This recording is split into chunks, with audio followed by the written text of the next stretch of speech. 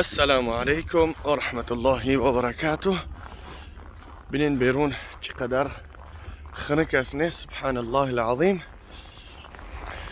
مادرانی که فرزندهاتون سحر و جادو میکنین، یعنی شما فکر نمیکنین که اونها را سحر و جادو میکنین، اما اون کارهایی که شما میکنین اونها همش کار و بار جادوگرا هستن. نزد فالبین میرین، مرغ سیاه میبرین، موی سر میبرین، لباسی تحپوش میبرین، یا ناکنا خون میبرین، یا اینکه خونی نعوذ بالله خونی غیج که میبرین.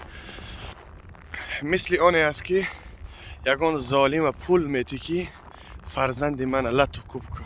والله که این بهتر است که بر یگان کس پول بتیکی فرزند لطکوب کنه، چیم از آنی که یعنی فرزند سحر و جادو میکنی.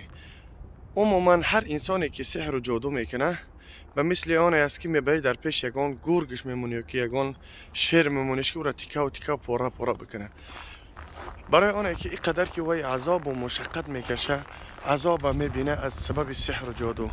جن شیاطین اینا با الله یعنی گفته هستن که تا روز قیامت ما حرکت میکنیم بندگان تو را و امتان رسول الله را، همه خلقیت را حرکت میکنیم که با همراه خود جهنم ببریم.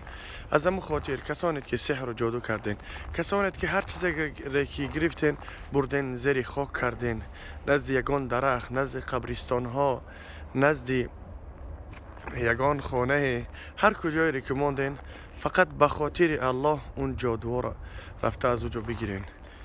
الله هر یک کدوم ما و شما را هدایت بکنه. یعنی همین ظلمی که در این خنکی راها نه حال دارن نه احوال دارن، همیشه جلدگوشون در میکنن، همیشه بیمار هستن، نه نماز خونده میتونن، نه طاعت عبادت الله کرده میتونن، نه با همراه زن فرزند خود معامله خوب کرده میتونن. سببش در چیست؟ سببش در همون سحر و جادویی است که شما کرده این امورا. الله توفیق بندگی عطا بفرمایه برای هر یک کدوم و شما.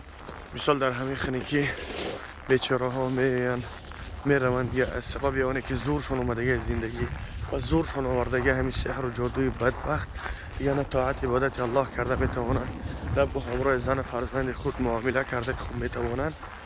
از همون خاطر فقط تنها به خاطر الله هر کاری که میکنین بکنین. هر سحر و جادویی که ماندگی هستن در هر کجایی که باشه فقط به خاطر الله اونها را برین بگیرین، کشاده کنین.